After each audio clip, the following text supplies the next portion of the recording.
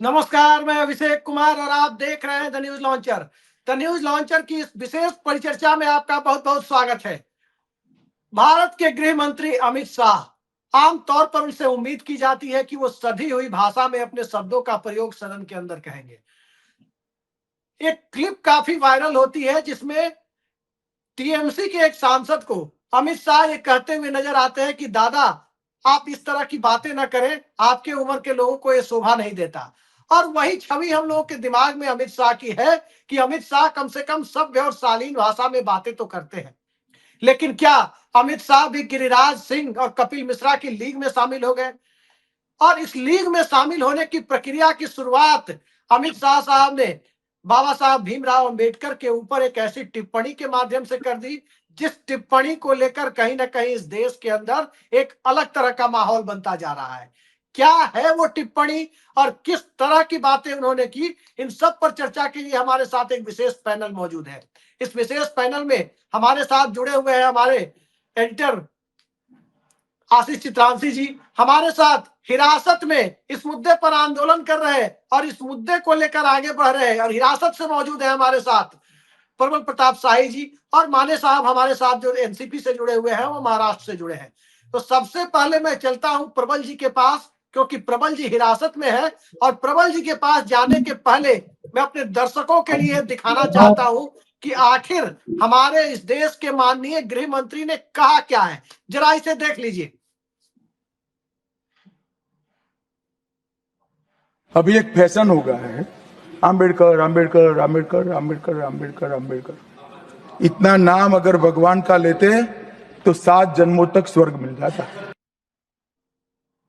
7 जन्मों तक स्वर्ग मिलने की बात ये कह रहे थे, और 7 जन्मों वाली प्रक्रिया में यदि आधुनिक भारत का कोई नेता भरोसा करता है तो स्वाभाविक है कि लोग पूरी दुनिया में आखिर सपेरों का देश क्यों कहते हैं। लेकिन प्रबल जी, आप तो हिंदुस्तान की राजधानी में बैठे हुए हैं, देश की राजधानी और दंभ की राजधानी। तो क्या अमित शाह साहब का ये बयान दंभ का द्योतक है, दंभ को संकेत करता है, या इस देश के राजनीतिक मिजाज को संकेत करता है? आखिर इतना बड़ा रिस्क कैसे ले लिया कि प्रधानमंत्री भी दनादन ट्वीट किए जा रहे हैं कि इस देश के अंदर जो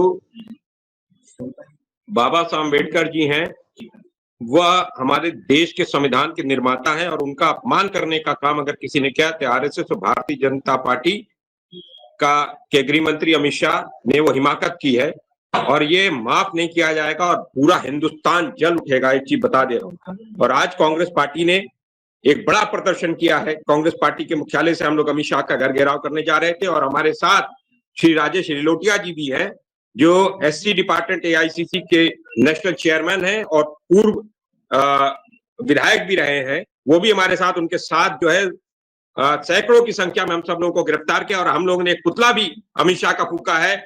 और श्री मल्लिकार्जुन खड़गे जी ने जो कहा है, राहुल गांधी जी ने जो कहा है कि बाबा साहब के सम्मान में और कांग्रेस पार्टी मैदान में है, हम इस अपमान सहेंगे नहीं। और मैं अपने एससी डिपार्टमेंट के नेशनल चेयरमैन राजेश लिलोटिया जी को अपना ये दूंगा, आप लोग इनसे भी सवाल जी जी बिल्कुल। मैं अभिषेक अभिषेक अभिषेक अभिषेक अभिषेक मैं राजेश लिलोटिया जी भी आ गए हैं, प्रबल भी हैं, सब लोग हिरासत में हैं। मैं उसके पहले एक बात पहले कंट्रोल रूम से कहूंगा, जरा मेरे नाम के आगे से चित्रांशी हटा दें, आशीष रहने दें। बिल्कुल आज एकदम ये हटा दें, आगे से टाइटल एकदम हटाएं। और दूसरी बात मैं ये कार्यक्रम की शुरुआत में कह दूं, अगर ये आज जो कल बोला है अमित शाह ने, अगर विपक्ष ने नहीं डील की, क्योंकि विपक्ष भी यहाँ पे राजेश लिलोटिया भी बैठे हुए हैं, प्रबल प्रताप शाही उनको ले आए हैं स्क्रीन पर, अगर विपक्ष ने डील नहीं की तो मोदी सरकार गिर जाएगी, ये मैं बता दूं। बस विपक्ष डील न करे, ये सिर्फ सांकेतिक और प्रतीकात्मक विरोध नहीं होना चाहिए। इस देश के बहुजन का, एक मिनट अभिषेक एक मिनट, मैं सवाल पे जाऊंगा, लेकिन जो हमारा आज जिस पर हम चर्चा कर रहे हैं, क्योंकि ये प्रतीकात्मक और सांकेतिक विरोध नहीं चाहिए कि 1 घंटे कर दिया विरोध कांग्रेस ने और समाजवादी पार्टी ने और किसी ने भी।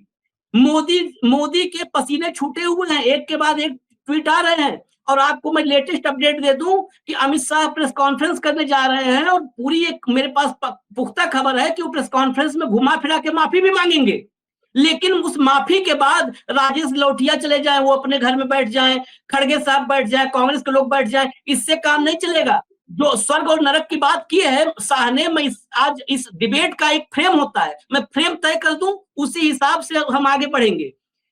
कहा है अमित शाह ने कि अंबेडकर अंबेडकर अंबेडकर जितना बोलते हो उतना अगर भगवान का नाम ले लो तो स्वर्ग का रास्ता मिल जाए, स्वर्ग में रहोगे।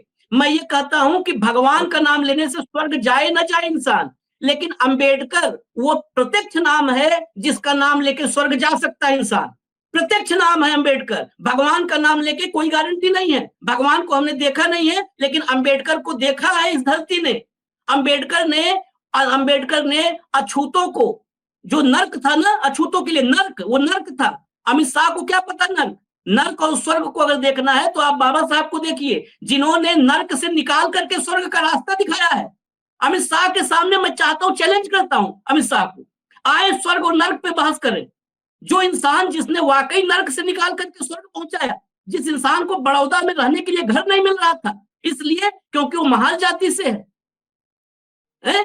इसलिए मैं राजेश लोटिया जी के पास अब चलूंगा, आप सवाल लीजिए, लेकिन मैं एकदम विपक्ष से भी मेरा सवाल है, अगर इस मुद्दे पर सांकेतिक रूप से हिरासत और गिरफ्तारी पे मामला खत्म कर दिया तो अब इस बाबा साहब का गुनाहगार अमित शाह से बड़ा विपक्ष होगा। विपक्ष अगर इस मुद्दे को लेकर के घर घर तक गया, हर दलित, हर पिछड़े, हर आदिवासी, हर अल्पसंख्यक के घर तक गया, तो इस सरकार को कोई बचा नहीं सकता है। ये पक्का मान लीजिए, अभिषेक, कोई नहीं बचा सकता है इस सरकार को। जी आशीष जी, बिल्कुल आप सही कह रहे हैं। लिलोटिया जी, बहुत बहुत स्वागत है आपका। और मैं सवाल लेके सीधे, लिलोटिया साहब, मैं सवाल सीधे आपके लिए लेकर आ रहा हूं। क्या लिलोटिया साहब आप सुन पा रहे हैं? लिलोटिया जी सुन पा रहे हैं आप? सबको मेरा जय भीम। आज जय भीम।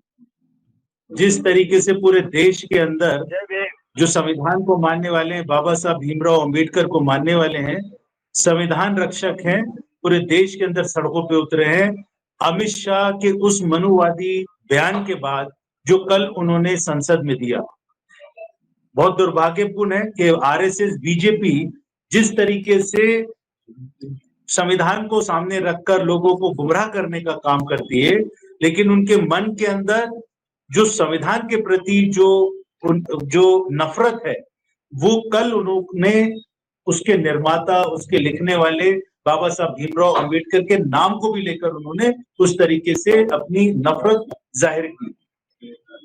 पूरे देश की भावना जो बाबा साहब को मानने वाले लोग हैं उनको ठेस पहुंची है और अमित शाह को माफी मांगनी चाहिए, बर्खास्त करना चाहिए। नरेंद्र मोदी जो संविधान के ऊपर सर टेककर, माथा टेककर लोगों को ये बताते हैं कि जी मैं संविधान का बड़ा मानने वाला हूं, तो अगर संविधान को मानने वाले हैं तो इसको बर्खास्त कर रहे अमित शाह को।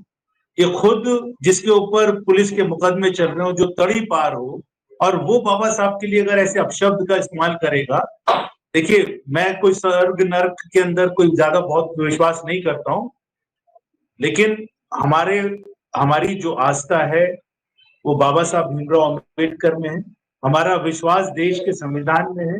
अमित शाह, आरएसएस, मनुस्मृति को मानने वाले लोग हैं, ये मनुवादी लोग हैं, तो इनके लिए बाबा साहब का तिरस्कार करना, संविधान को दरकिनार करना, संवैधानिक संस्थाओं को गुलाम बनाना, इनके लिए ये व्यवहारिक सी बात है। लेकिन जो देश का बहुसंख्यक है, जो देश का बहुजन है, जो एससी, एसटी, ओबीसी, माइनॉरिटी और महिलाएं हैं, जिनके लिए बाबा साहब ने बराबरी का हक दिया था, आज जो देश का अल्पसंख्यक है उसको जिस आस्था में वो विश्वास रखता है उसके लिए उसको पूर्ण अधिकार दिया था बाबा साहब के संविधान ने। ये आरएसएस के लोग देश के अंदर धर्म के नाम पर, कभी आस्था के नाम पर, कभी क्षेत्र के नाम पर बंटवारा करने का काम करते हैं। हम इसका विरोध करते हैं। राजेश लोटिया जी, एक सवाल है मेरा, एक सवाल है राजेश लोटिया जी आपसे मेरा, ये आप लोग क्या चाहते हैं, अमित शाह की माफी? देखिए, माफी से काम नहीं चलेगा, हमारा काम है, देखिए आपने अच्छा सवाल किया, जो संविधान को मानने वाले लोग हैं, मैं सब लोगों से अपील करना चाहता हूं कि पूरे देश के अंदर लोगों के बीच में जाए। ये वही लोग हैं जिनके नेताओं ने अभी चुनाव से पहले 2024 से पहले ये कहा था कि हमको 400 का आंकड़ा पार चाहिए, पूर्ण बहुमत चाहिए, क्योंकि उस देश जो संविधान है उसको बदलना चाहते हैं, उसके अंदर आरक्षण को खत्म करना चाहते हैं। ये वही लोग हैं जिन्होंने शेंगुल, देश का प्रधानमंत्री शेंगुल लेकर तानाशाह के तरीके से पार्लियामेंट के अंदर प्रवेश करता है। ये वही लोग हैं जिन्होंने, जब बाबा साहब भीमराव अंबेडकर ने संविधान देश के सामने प्रस्तुत किया था, तो इन्होंने संविधान की कॉपियों को जलाया था, बाबा साहब के पुतले जलाए थे। आज ये जब संविधान के ऊपर चर्चा करते हैं तो वहां पर देखिए कि जो मन के अंदर इनके नफरत थी वो सामने आ गई। तो हमारा ये है कि लोगों के बीच में जाके इनको बेनकाब करें और सब जाकर लोगों के बीच में जाए और संविधान पे चर्चा करें और ये बताएं कि अमित शाह ने जो आरएसएस की विचारधारा का ये मनुवादी है, ये इसने किस तरीके से बाबा साहब का अपमान किया, और उसके साथ साथ में इसको बर्खास्त तो करना ही चाहिए, माफी तो इसको मांगनी चाहिए। अगर ये माफी मांगेगा तो समझ में आएगा कि ये लोग संविधान को कितना मानने वाले लोग हैं। लिलोटिया साहब, एक सवाल है आपसे मेरा। सवाल ये है, आशीष जी एक मिनट, सवाल ये है, चीफ जस्टिस आदर्श सेन आनंद के ऊपर टिप्पणी करने के बाद राम जेठमलानी से भाजपा की तरफ से प्रधानमंत्री रहे अटल बिहारी वाजपेयी ने इस्तीफा ले लिया था, और अब सुप्रीम कोर्ट जिसकी परिकल्पना से बना, जिस संविधान की परिकल्पना से, उस संविधान निर्माता के ऊपर इस तरह की टिप्पणी करने वाले से क्या नरेंद्र मोदी इस्तीफा लेंगे? देखिए, मुझे लगता है कि ये तो एक सिक्के के दो पहलू हैं, और अमित शाह, नरेंद्र मोदी, ये दोनों मनुवादी लोग हैं, और ये देश के अंदर जो हिटलर शाह के तरीके से देश के अंदर संविधान को खत्म करना चाहते हैं। मुझे नहीं लगता कि ये नरेंद्र मोदी की इतनी हिम्मत है कि वो अमित शाह से इस्तीफा लेगा, क्योंकि उसके मन में भी उतनी नफरत है बाबा साहब को लेकर और संविधान को लेकर। जी माने साहब, मैं आपके पास आ रहा हूँ। अभिषेक लौटिया साहब की बात पर मैं एक बात जोड़ना चाहूंगा, क्योंकि मैंने इसी से शुरुआत किया था। माफी पर काम नहीं चलेगा, ना इस्तीफा लेने वाले हैं अमित शाह का मोदी जी, ये बिल्कुल तय है। मोदी जी अमित शाह को छिपाने के लिए खुद सामने आए हैं और ट्वीट पर ट्वीट किए जा रहे हैं, ट्वीट पर ट्वीट कर रहे हैं। जो बात राजेश लौटिया जी ने की है कि गांव गांव घर तक ले जाना होगा इसको, इस जो है अपमान को, अगर ये काम किए तो राजेश लौटिया जैसे जितने भी नेता हैं, मैं उनका बतौर पत्रकार नहीं, बतौर भारतीय नागरिक जीवन भर आभारी रहूंगा। क्योंकि इस आपको दो तीन बातें ध्यान में रखनी होंगी। इस देश में प्रधानमंत्री नरेंद्र मोदी के अपमान पर लोग जेल जाते हैं, आलोचना पर जेल जाते हैं, मोदी और योगी के कार्टून बनाने पर जेल जाते हैं। बाबा साहब जैसे महामानव का अपमान करके माफी से काम नहीं चलने वाली है, माफी से नहीं। मैं बर्खास्तगी पर भी नहीं रुकता हूं, मैं जेल जाना चाहिए। मैं आपकी बात से, आप आशीष भाई, मैं आपकी बात से बिल्कुल सहमत हूं। और ये जो आपने कहा, जो कि हम लोग माफी से काम नहीं चलेगा, ना माफी नहीं चाहिए कि आज माफी मांग लेंगे फिर कल दोबारा से कुछ बात कर देंगे। ये लोगों को बीच में जाकर सब लोगों की जिम्मेदारी बनती है, जो संविधान को मानने वाले लोग हैं, कि लोगों के बीच में जाए और इनको बेनकाब करें, इनको बताएं कि संविधान हाथ में रखकर जो उसके ऊपर माथा टेकते हैं, ये लोगों को बेवकूफ बनाने का काम करते हैं। इनको सिर्फ लोगों से वोट चाहिए। ये संविधान की चर्चा कर हम लोगों को बांटना चाहते हैं। और देखिए कि कल किस तरीके से अमित शाह ने जो अपमान किया बाबा साहब का, वो ये बड़ा तकलीफ देने वाली बात है, और हम लोग इसको छोड़ेंगे। अभी भी हम पुलिस स्टेशन में बैठे, पूरी हमारी टीम की सैकड़ों की तादाद में हमने प्रदर्शन किया, उसके घर के बाहर जाके पुतला जलाया, हमको अरेस्ट कर लिया गया है। अभी हम पुलिस स्टेशन में बैठ के बात कर रहे हैं। ये प्रबल प्रताप भी मेरे साथ हैं, तमाम बहुत सैकड़ों की तादाद में बाहर लोग खड़े हुए हैं और हमको अरेस्ट किया हुआ है। लेकिन हम ये गिरफ्तार होने से, जेल जाने से कोई घबराने वाले लोग नहीं। हमारी रगों के अंदर बाबा साहब भीमराव अंबेडकर का खून है और हम उसको मानने वाले हैं। हम बाबा साहब भीमराव अंबेडकर के अनुयायी हैं और पूरे इनको बेनकाब करेंगे। हमारे को यहाँ पर इसके ऊपर राजनीति नहीं करनी है। सिर्फ देखिए, राजनीति के लिए चुनाव आता है, कोई हारता है कोई जीतता है। हमने चुनाव लड़ा, उनको सरकार बना ली, कारण कुछ भी हो सकते हैं, लेकिन इस वक्त के अंदर इनको बेनकाब करना बहुत आवश्यक है। धन्यवाद। जय भीम सब लोग। माने साहब मैं आपके पास आ रहा हूँ। माने साहब ये बताइए कि आखिर भारतीय जनता पार्टी जो हाल ही में महाराष्ट्र जीत कर आई है, दलितों को लाभार्थी बनाने किस प्रक्रिया को कैसे वो अब आगे बढ़ा पाएगी, और क्या आप लगता है कि दलित उस उबालते से बाहर आ पाएंगे, उनकी आंखें खुलेंगी? परवल जी एक मिनट, परवल जी कुछ कह रहे हैं। आशीष भाई, हम लोग इस समय हम लोग कपरसेड़ा बॉर्डर के पुलिस थाने पे बंद हैं, और एक चीज मैं आज घोषणा कर दे रहा हूं नरेंद्र मोदी को और अमित शाह को, हम सबका नाम संविधान है और हम सबके पिता बाबा साहब अम्बेडकर है और भगवान हमारे बाबा साहब अम्बेडकर। और बताओ, मेरा नाम प्रबल प्रताप शाही है, लेकिन मेरा नाम आज से संविधान है और हमारे पिता का नाम बाबा साहब अम्बेडकर है। और बोलो, और बोलो। ये चीज आज से नरेंद्र मोदी समझ ले, ये मनुवादी समझ ले, ये आरएसएस जो सीआईए के एजेंट है, ब्रिटिश एजेंट, ये समझ ले कि देश के अंदर किसान, मजदूर, दलित सब इकट्ठे हो गए हैं। हम किसान कांग्रेस से हैं, हमारे राजेश भाई एससी डिपार्टमेंट के अध्यक्ष हैं, लेकिन कांग्रेस पार्टी के सारे लोग बाबा साहब अम्बेडकर के सम्मान में अब कांग्रेस पार्टी मैदान में आ गई है। हमारे नेता श्री मल्लिकार्जुन खड़गे जी, हमारे राष्ट्रीय अध्यक्ष, और हमारे जन नायक राहुल गांधी जी ने जिस तरीके से बाबा साहब अम्बेडकर जी के सम्मान में खड़े हो गए हैं, और अभी प्रेस कॉन्फ्रेंस भी चल रही है, हम सब लोग जेल जाने से और फांसी चढ़ने से भी पीछे नहीं हटेंगे। इस देश के अंदर रक्त रंजित क्रांति हो जाएगी, देश उबल जाएगा, बता दे रहा हूं नरेंद्र मोदी। और ये चीज समझ लेना, और अमित शाह का इस्तीफा से ही नहीं रुकेगा। अब आरएसएस और आरएसएस को खत्म कर बाबा साहब अम्बेडकर का अनुयायी हम सब लोग मानेंगे, कांग्रेस पार्टी मानेगी। इसलिए जय भीम आप लोगों को। जी जय भीम। जय भीम, जय भीम। शुरू होता है, देखिए सीधा विरोध संसद के अंदर चल रहा है।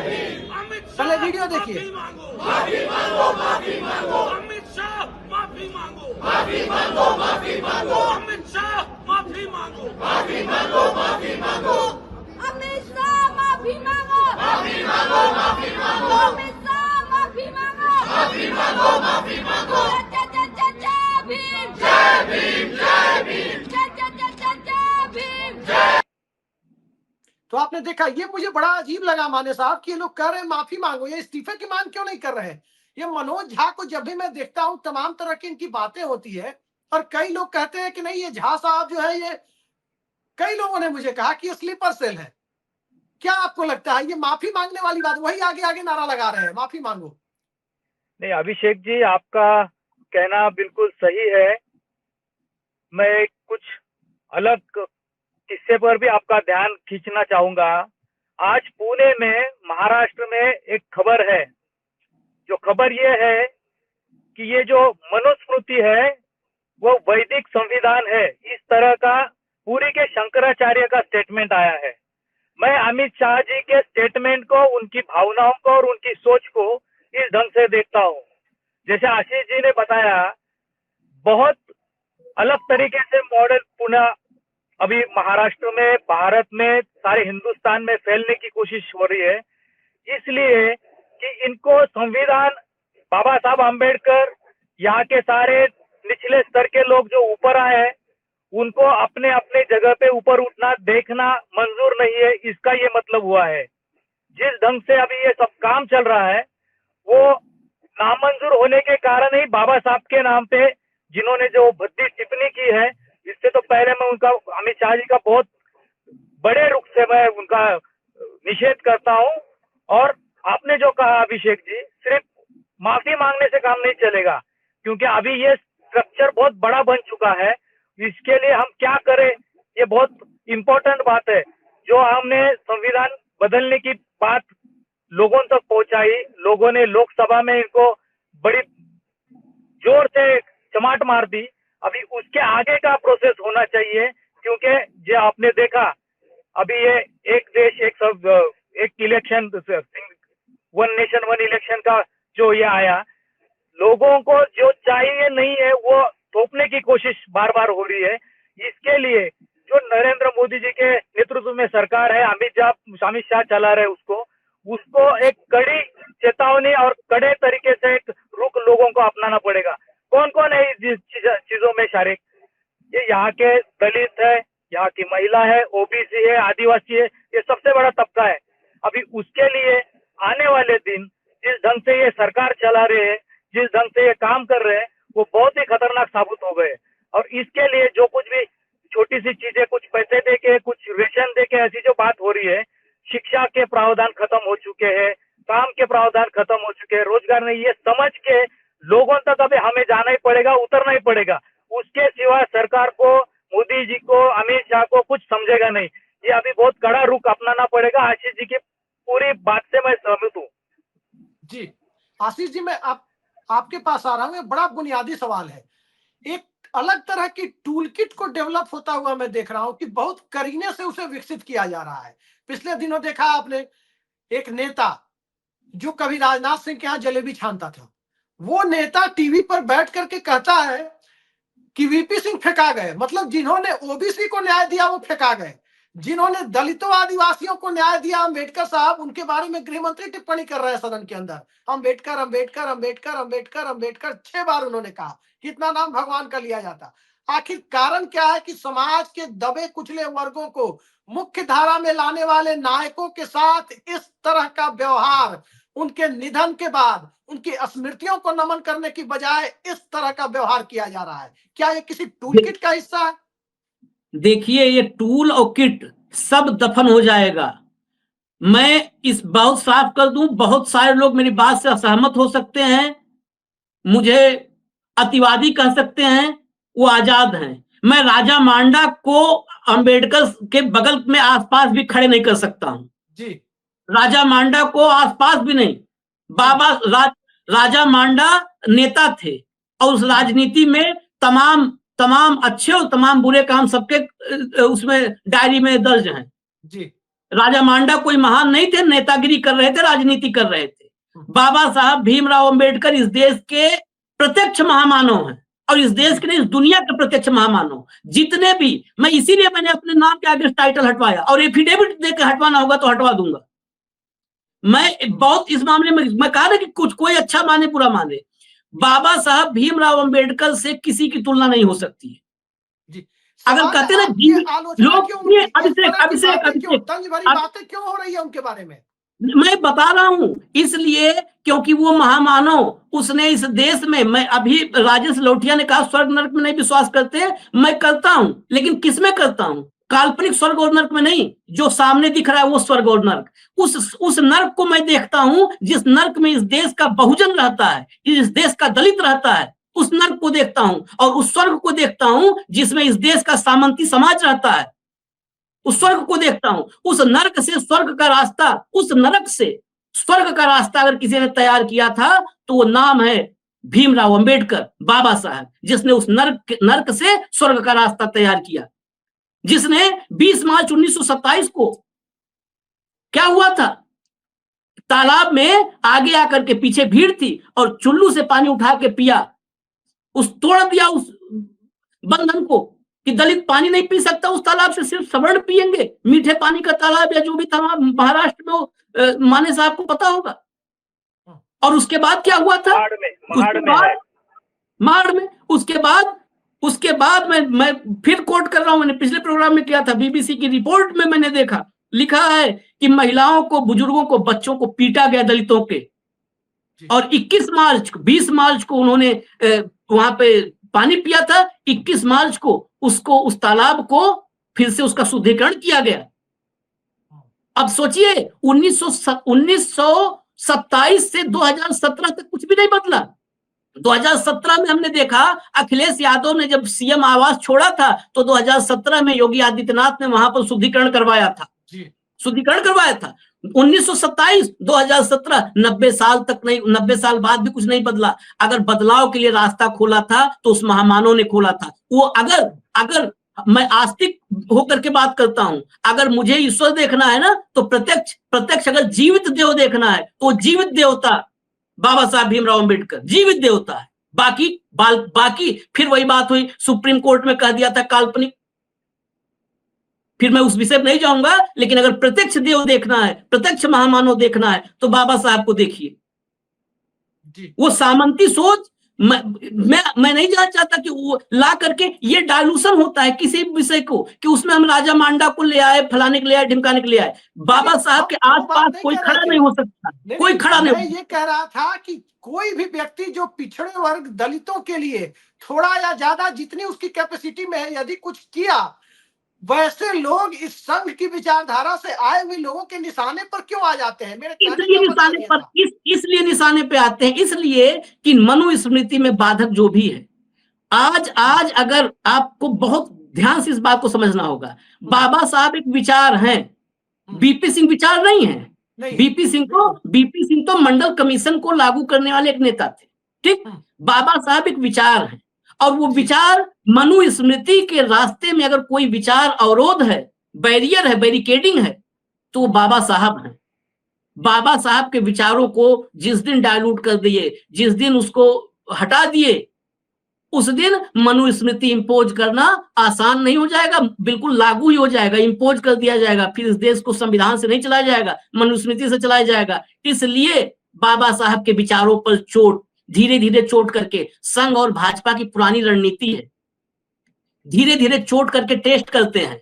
ये अगर आज जो प्रतिक्रिया हुई है ना शाह पर, अगर ये प्रतिक्रिया नहीं हुई होती तो पहला प्रयोग सफल माना जाता।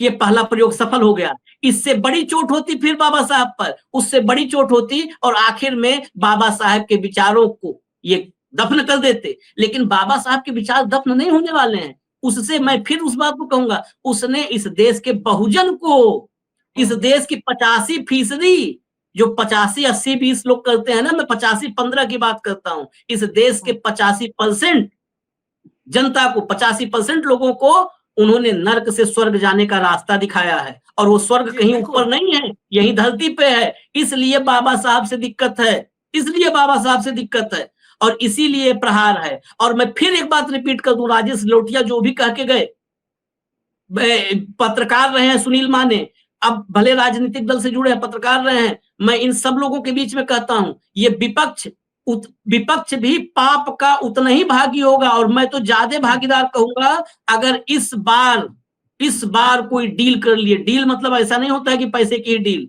आप अगर विचारों से समझौता कर ले तो भी डील में कहता हूं उसे, विचारों से समझौता भी डील होता है। और अगर डील हो गया, डील नहीं हुई तो मोदी को जाना पड़ेगा, सरकार ये जाएगी, मुझसे 3 बार लिखवा लीजिए अगर डील नहीं हुई। ये एक दिन का अभिषेक, एक दिन का अगर खाली प्रदर्शन हुआ कि आज गिरफ्तारी दे दिए, आज कापसेड़ा बॉर्डर पे हम हिरासत में बैठे हैं और कल से अपने बेडरूम में बैठे हैं, तो फिर इससे भी बड़ी चोट होगी बाबा साहब के विचार पर, इससे भी बड़ी चोट होगी आगे, ये भी तय है। बिल्कुल आपने सही कहा, क्योंकि संघ की जो विचारधारा है, और इस विचारधारा को मानने वाले लोगों के ऊपर 2011 या 12 में शरद यादव ने एक बड़ी बात कही थी संसद के अंदर, जब सरदार पटेल की केवड़िया में मूर्ति लगाए जाने की बात हो रही थी, लोहा बटोरा जा रहा था। उन्होंने कहा था कि जिस किसी के विचारों को मारना हो तो उनका बुत बना दो, यही परंपरा चल रही है। और ये बात आज की तारीख में बिल्कुल सही साबित हो रही है, क्योंकि यही सरकार में आए हुए लोग जो आज हैं, वही लोग मुंबई में बाबा साहब की बड़ी प्रतिमा बनाने की बात करते हैं। लेकिन प्रतिमा क्यों? विचारों को खत्म करने के लिए, व्यक्ति के विचारों को, उनकी अवधारणा को, उनके महत्व को खत्म करने के लिए मूर्तियों में सीमित कर दो, और फिर जो केवड़िया में हुआ कि मूर्ति के भीतर शौचालय बना दो, ये प्रक्रिया जो देखने को मिल रही है, ये आज की तारीख में एक ऐसी प्रक्रिया है जिसमें आपने इस टूल किट का पहला प्रयोग देखा कि बाबा साहब को सदन के अंदर सत्ता में नंबर 2 के व्यक्ति के द्वारा डिमीन किया जाएगा। अब आगे की प्रक्रिया आप उस रूप में देखेंगे, आरक्षण को डायलूट करने की बात जो डॉक्टर सुब्रमण्यम स्वामी ने कही थी कि बिना आरक्षण खत्म किए, ध्यान रखिए भाजपा नेता है सुब्रमण्यम स्वामी, उन्होंने कहा था 2014-15 में कि बिना आरक्षण खत्म किए आज बीजेपी ऐसा कर देगी कि आरक्षण ही महत्वहीन हो जाएगा। तो कमोबेश तो वैसा कर दिया है, औपचारिक रूप से उसका मर्सिया पढ़ा जाना बाकी है। तो इस देश के अंदर समाज का दबा कुचला तबका, जिसके लिए संविधान की जरूरत थी, जिसके लिए आर्टिकल 15 और आर्टिकल 16 यानी right to equality in employment, right to provide equal opportunity in employment, ये सारी चीजें 15-16 में डाली गई, वो सारी चीजें अब सिर्फ किताबों की भाषा बनकर रह जाएगी। कल के बाद ये स्थितियां जो दिखाई दे रही है वो दरअसल एक ऐसे प्रयोग की तरफ बढ़ाने की है जिसमें बाबा साहब को कहीं ना कहीं उनके महत्व को अर्थहीन बनाने की दिशा में जो स्वप्न लोग देख रहे हैं, उस स्वप्न को यदि कोई फेल कर सकता है, उसे सबोटाज कर सकता है, तो इस देश के बहुजन है, इस देश के वो तबके के लोग हैं जिन तबके के लोगों ने लाभार्थी बनना भी एक दौर में स्वीकार कर लिया है। तो लाभार्थी चेतना से बाहर निकले बिना बाबा साहब ने जो दिया, उसके लिए उन्हें लड़ाई खुद लड़नी है और उसकी रक्षा भी उन्हें खुद करनी है। देखते हैं, अभी तो शुरुआत है, अभी तो ये झांकी है और इस झांकी के बाद क्या क्या बाकी है वो माने साहब और आशीष जी और हमारे दर्शक बेहतर समझते हैं। आगे आगे देखिए, प्रधानमंत्री का घबराहट में किया गया ट्वीट इस मामले को दबाने का प्रयास भर है, इससे आगे कुछ लगता नहीं है। अब चर्चा, जैसे कि आशीष जी ने बताया कि प्रेस कॉन्फ्रेंस करने वाले हैं गृह मंत्री, प्रेस कॉन्फ्रेंस कर माफी मांगेंगे, लेकिन क्या माफी इस मामले में दी जा सकती है? क्योंकि ये याद रखिए, ये भावावेश में किसी सांसद ने उकसाया नहीं था सदन में। मैंने पूरा स्पीच देखा, किसी ने नहीं उकसाया था। ये भाव उकसाने पर होता है कि भावावेश में बोल देना, तब माफी चलती है। ये खुद से दिया गया बयान है और खुद से दिया गया बयान एक डेलिबरेट बयान होता है। अभिषेक, ये दिल की बात जुबान पे आई है। जी बिल्कुल बिल्कुल, दिल आपने की सही बात कहा जुबान कि पे, बिल्कुल। दिल की बात जुबान पे आ गई है और वो बातें तो अक्सर जो नीचे के कार्यकर्ताओं के माध्यम से आती है वो अब ऊपर तक आ गई है, और ऊपर तक आ गई है तो यही देखने को मिलेगा जो आप देख रहे हैं। आगे आगे देखिए होता है क्या, लेकिन ये मामला निश्चित तौर पर इस देश के दलित समाज के लोग, वंचित समाज के लोग और खास करके प्रगतिशील लोग, चाहे वो किसी भी तबके के हो, उनके लिए आई ओपनर यानी आंख खोलने वाले मामले की तरह। आज की इस बेहद सार्थक चर्चा में जुड़ने के लिए राजेश लिलोटिया जी, प्रबल प्रताप शाही जी, आशीष जी और सुनील माने जी, आप सबका बहुत बहुत धन्यवाद। नमस्कार। जय भीम। नमस्कार जी, जय भीम। जय भीम।